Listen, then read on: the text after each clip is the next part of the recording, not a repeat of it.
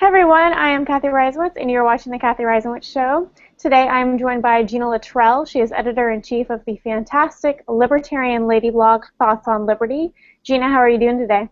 I'm doing really well. How are you doing? Very, very well. So I wanted to talk first about this article that we both shared on Facebook. Corporate advertisers are hijacking girl power to sell products, and I'm totally into it. I just put me too, but you had some more specific thoughts on the power of advertising to create social change. So do you want to kind of like sum up the article and then kind of your reservations? Yeah, so the article is basically saying, well, it's responding to critiques of, like, feminist critiques of advertising that kind of hijacked the girl power idea to sell products. And a really good example of a company that has come out under fire is Dove for their real beauty commercials, but of course Dove is selling beauty products.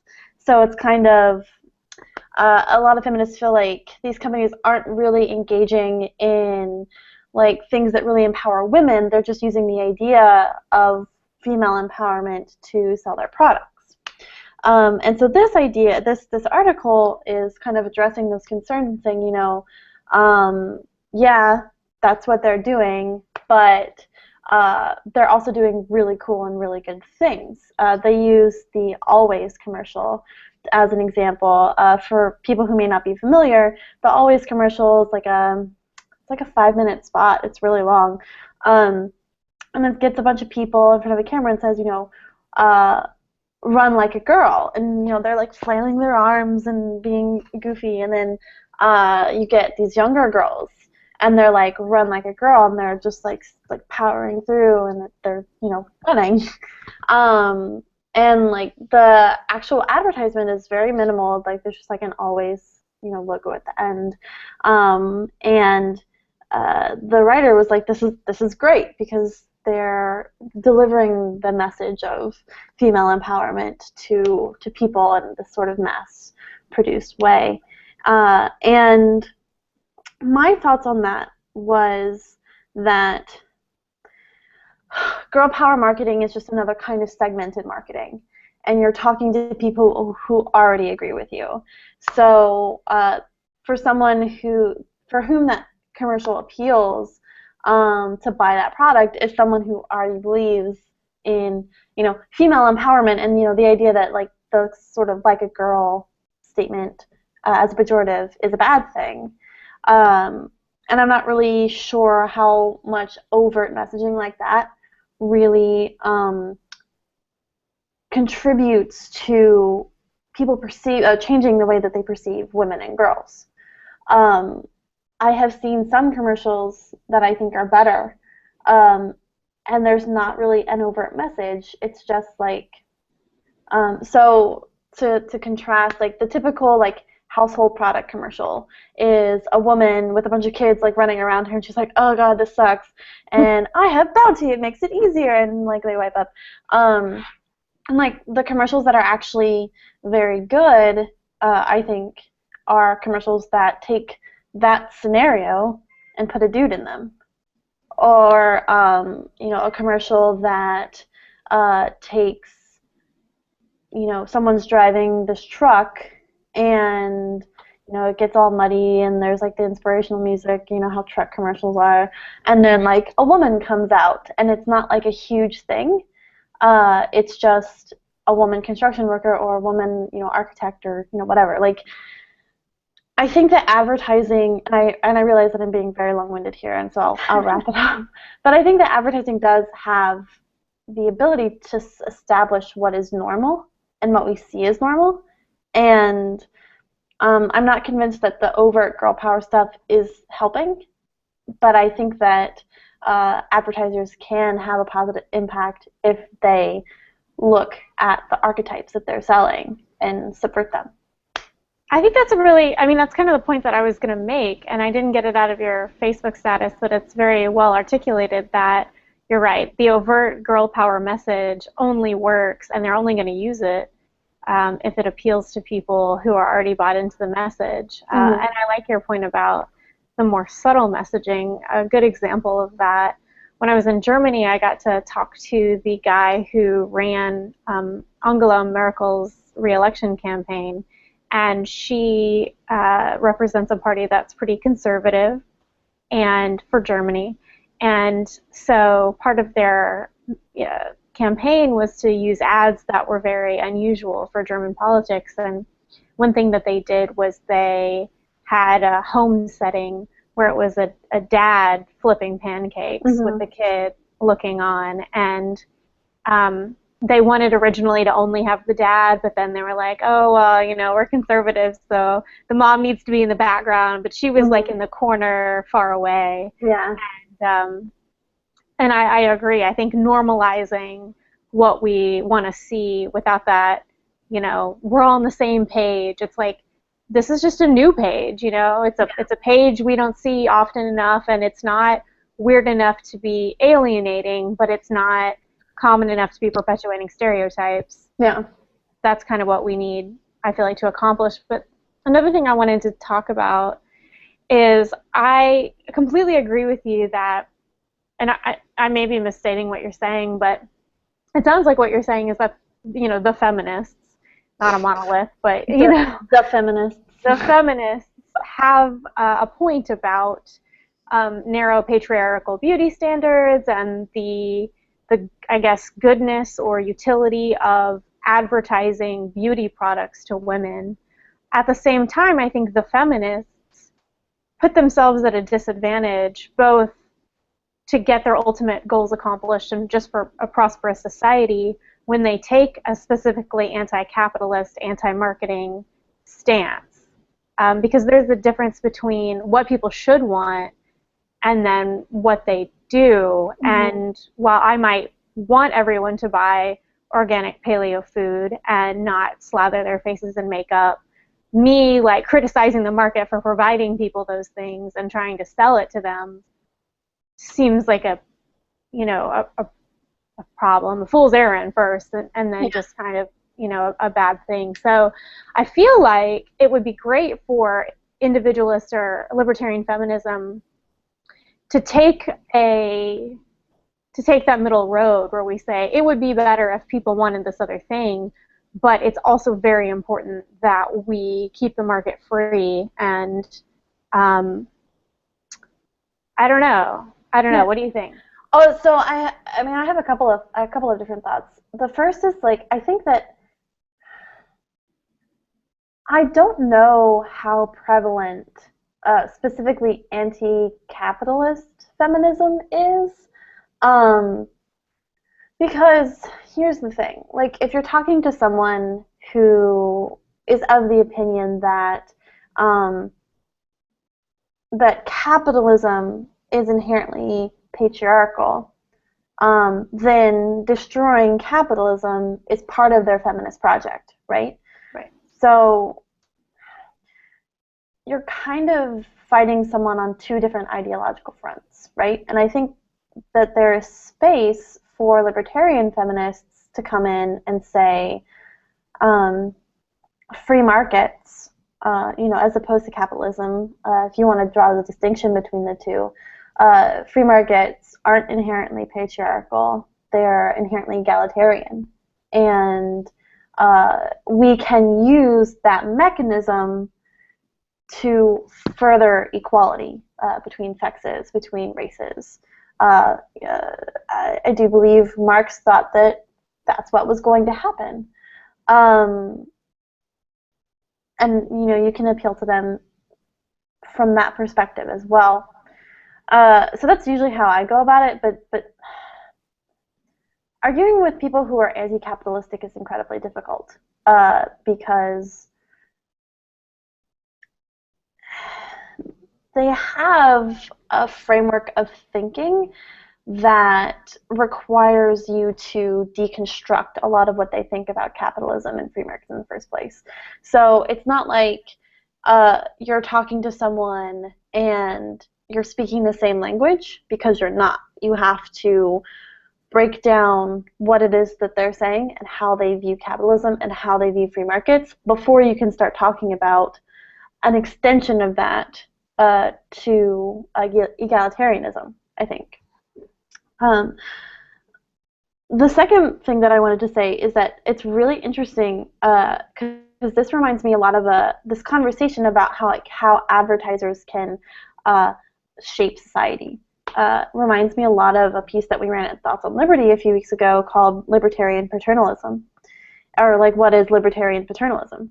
It was not my piece, but the idea behind this article and behind the academics who were talking about this is that institutions and individuals, can nudge society and individuals to make choices that are good for them, and nudge society in such a way that it shapes in a particular way.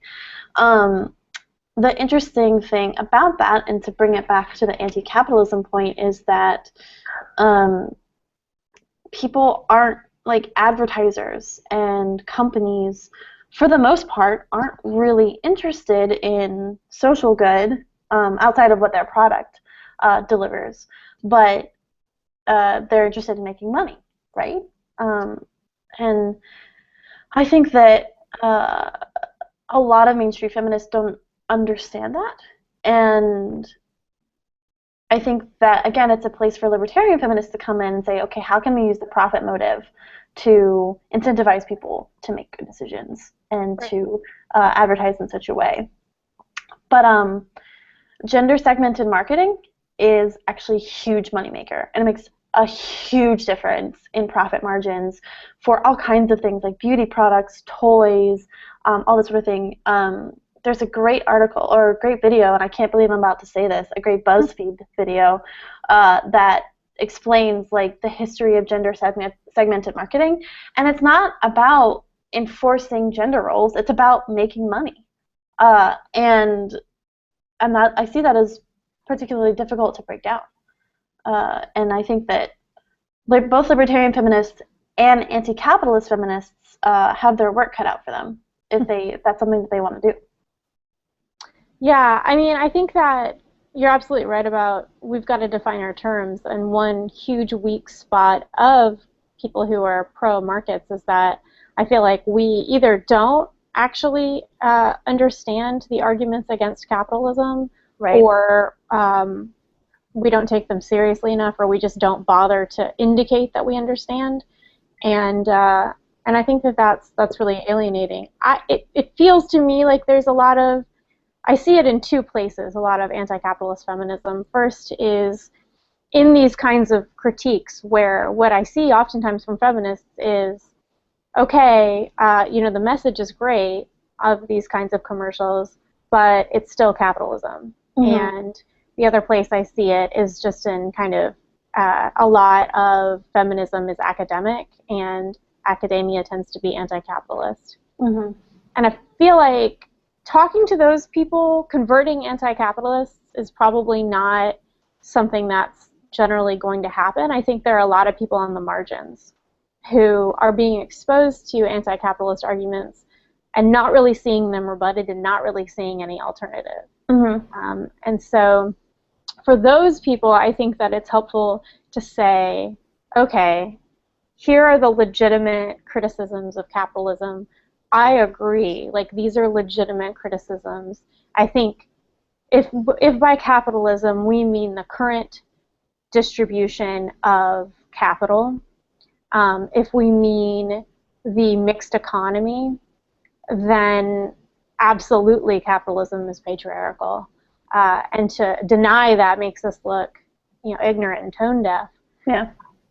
And so to point out that you're right, there are two ways to deal with that. They're not mutually exclusive. You can go about it by trying to tear down capitalism, in which case you have all the problems with command economies, lack of innovation and prosperity. And or we can change the culture. And so advertising is part of that. Like we've said, it's not sufficient by any stretch of the imagination. But cultural critiques, reporting, consciousness raising, organizing, thoughts on liberty, like all that's part of that. And so, something that we need to sell. sell people on, I feel like, who are on the margins. Absolutely. Speaking of capitalism, and this really doesn't have anything to do with capitalism, but your headphones match your shirt, and my headphones match my shirt. And I think that is just the most amazing thing. I just noticed that as you were talking, and I'm like, we are some color-coordinated Liberty ladies. That's hilarious. Like, the writer would have never, ever noticed that, and the graphic designer was, like, the one to point it out.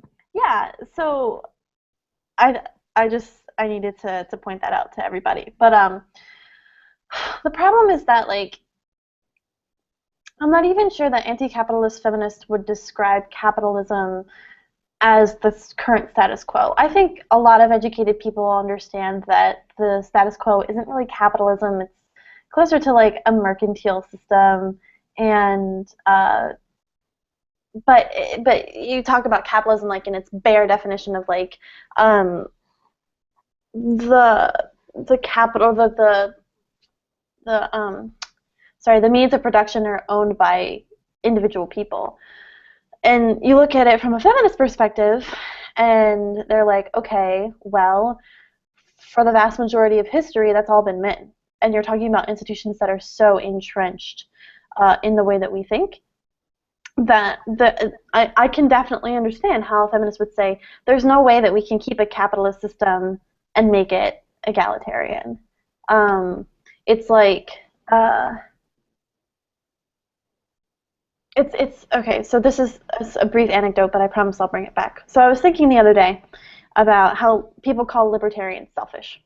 And I was kind of like, I don't know if that makes sense, because at least the libertarians that I know, and I hang out with like the SFL crowd a lot, I hang out with like a lot of, I hate using this term, but left-leaning libertarians. But then again, I know lots of right libertarians who are this way too. So, but the libertarians that I know and that I hang out with are smart, cunning,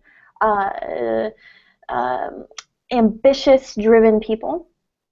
And they could, if they were selfish people, they could very easily spend their time gaming the system and making a lot of money and screwing everybody else.